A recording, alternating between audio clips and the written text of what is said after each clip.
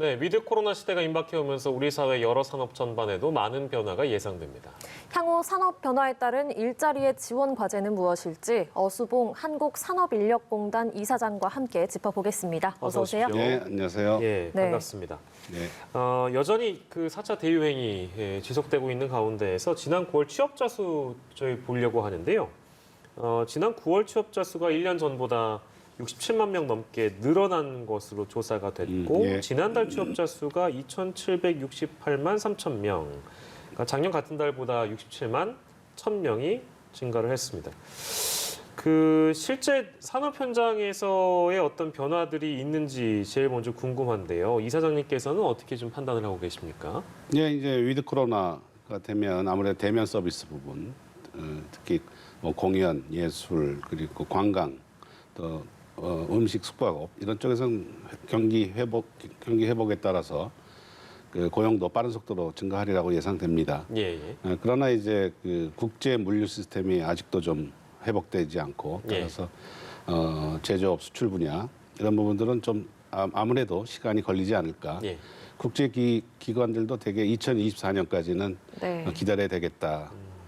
좀 완전 회복하기까지는 예. 그런 전망이 있습니다. 예. 네, 완전 회복까지는 조금 더 시간이 걸릴 것 같다 이런 말씀 주셨는데요.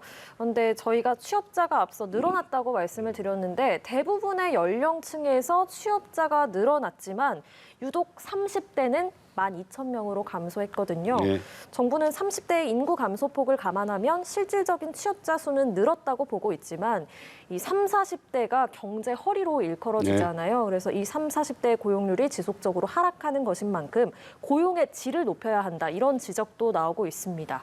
이렇게 고용의 질을 높이기 위해서 한국산업인력공단에서 또 다양한 사업들 시행하고 계실 것 같은데 네. 어떤 사업들 시행하고 계신가요? 예, 우리 공단은 일단 직업 생활을 하는데 필요한 능력, 직무 능력을 더 발전시키고 하는 직업 훈련을 실시하고 지원하고 특히 기업에 근무하시는 근로자들 중심으로 그리고 그 능력이 개별 실업자나 혹은 근로자들에게는 그 능력을 진단해주고 어떤 능력이 더 필요한지를 컨설팅해주는 역할을 하고 있습니다. 예. 그리고 중소기업에게는 필요한 인력을 예. 외국에서 도입해서 그 보급하는 이런 일들도 하고 있습니다. 예.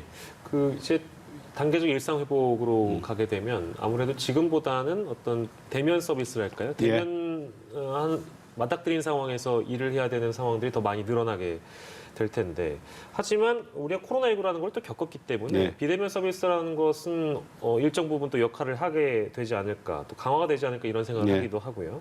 이런 어떤 변화라는 게 산업인력 고용 변화에도 영향을 줄 거라고 보십니까? 어떻습니까?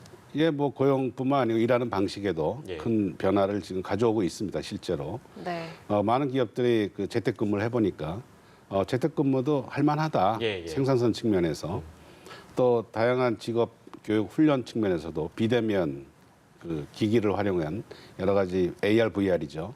시도를 해봤는데 교육 효과가 그렇게 평소에 생각했던 것보다는 나쁘지 않다라는 그 성과가 나왔기 때문에 앞으로도 그 비대면을 다양한 비대면 방식을 이용한 일하는 방식 또 교육훈련 방식에 아주 큰 변화가 있으리라고 생각합니다. 예. 네, 그러면 이렇게 디지털로 산업계에서 전환이 되면서 사람들의 능력도 좀 다양하게 필요할 것 같아요. 이런 사람들의 능력을 개발하기 위해서 산업인력공단에서 주로 어떤 일들도 하고 계신지 궁금합니다. 크게 이제 변화가 두 개의 흐름으로 볼 수 있는데 하나는 4차 산업혁명에 따라서 그 능력을 올려주는 우리가 업스킬링 부분이 한 부분이 있고 그런 거는 AI, 빅데이터 또 뭐 3D 컴퓨터, 3D 프린터나 뭐 그런 것들에서 새로운 능력이 필요하죠. 또 특히 로봇도 반드시 필요한 능력이고요. 예. 반면에 이제 그 전기차나 이런 화력 발전처럼 이렇게 전환이 되잖아요. 그래서 산업 구조 조정이 이루어질 텐데. 네. 그래서 많은 근로자들 또 많은 학생들이 그 전환에 따른 준비를 해야 되는데 우리가 그 파트를 리스킬링이라고 합니다.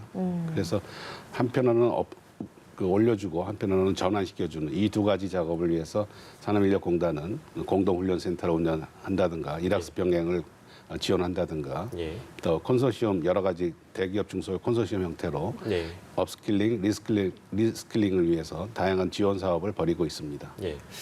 공단에서 추진하는 사업들에 대해서 취업자들 혹시 반응은 어떻습니까? 굉장히 좋죠.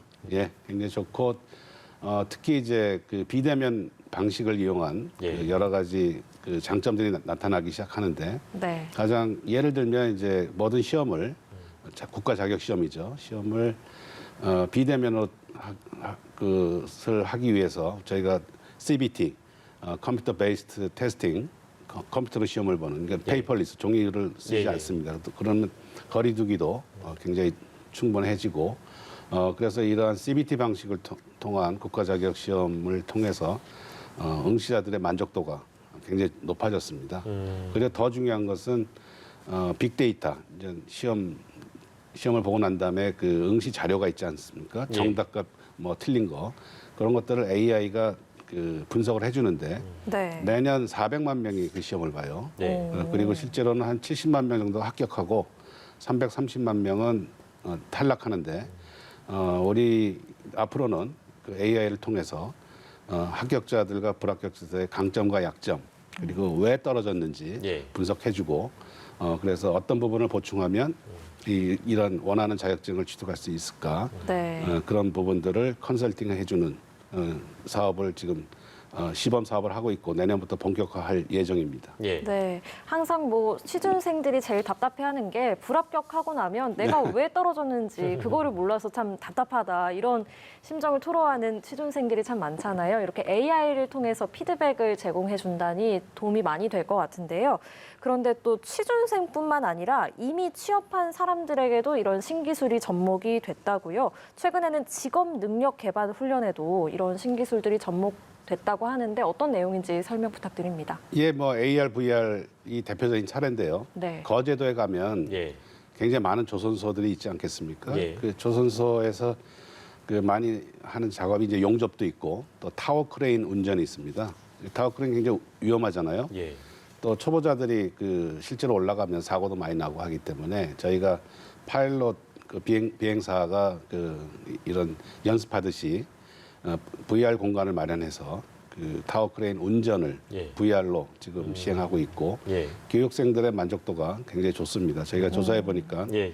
예. 실전에 적응할 수 있는 것이 한 80% 정도는 충분히 커버가 된다라는 평가를 받고 있습니다. 그래서 예. 앞으로 이런 좀 사고가 많이 나는 위험한 부분, 지게차 운전, 예. 뭐 중장비 운전, 예. 또 농기계 운전, 이런 타워 크레인 이런 부분들은 빠른 속도로 이 VR 훈련으로 또 VR 자격 검정으로 예. 전환하고자 지금 노력하고 있습니다. 예, 알겠습니다. 네. 저희가 이제 그 사업 추진하시는 사업 그리고 또 취업자들의 반응 그리고 어떤 부분에 있어서 기술적 도움을 주고 계신지에 대한 부분을 짚어봤는데 이 중소기업 얘기를 저희가 해보려고 하는데요. 중소기업의 직업훈련 참여율은 또 낮은 것으로 매우 낮습니다. 알고 있어서 이 부분이 조금 고민거리 중에 하나가 아니실까라는 생각이 좀 듭니다. 대안을 갖고 계신다면 중소기업 직업훈련 참여를 위한 어떤 대안이랄까요? 어떤 대안 좀 갖고 계신지요? 그 개인 기업도 마찬가지지만 개인의 경우 우선의 경우는 이 직업훈련에 참여하지 못한 많은 중소기업 근로자들이 있고 예. 또 흔히 얘기하는 그 뭐 비정규직 근로자 예. 또 좀 취약계층 이런 부분들은 여태까지 직업훈련에 참여율이 굉장히 저조했었어요. 예. 네. 그래서 그것을 커버하기 위해서 우리나라가 만든 제도가 내일 약칭 예. 내백카라고 하는데 예. 내일 배움 카드입니다. 매일 배움 카드. 예. 그래서 1인당 200만 원, 300만 원씩 그 크레딧을 먼저 주고 예. 본인이 알아서 이제 그 크레딧을 이용해서 직업 교육을 받는 예. 그런 시스템인데 그 시스템을 그대로 예. 기업에 적용하려고 합니다.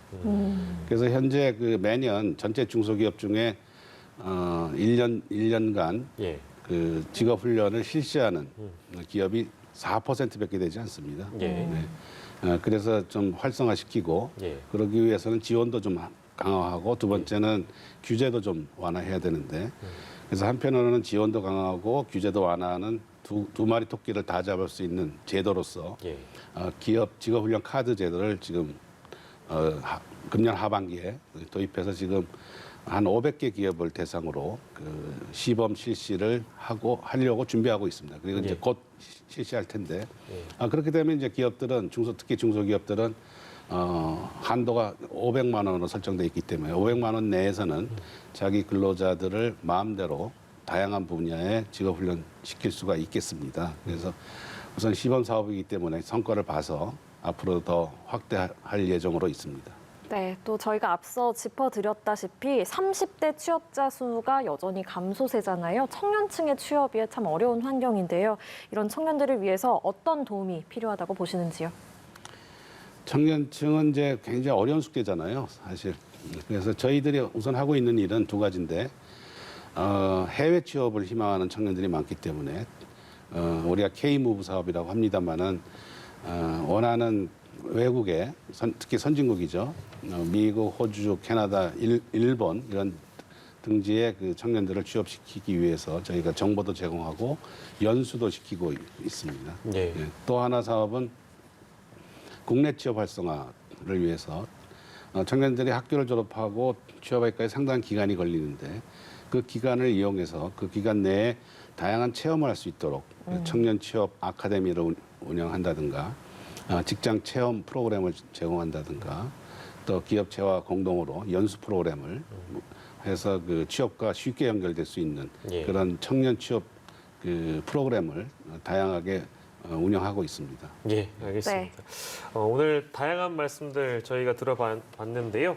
위드 코로나가 임박한 상황에서 일자리 지원이 또 과제로 남아있기 때문에 한국산업인력공단의 어수봉 이사장과 함께 관련된 이야기들 좀 나눠봤습니다. 고맙습니다. 고맙습니다. 네, 감사합니다.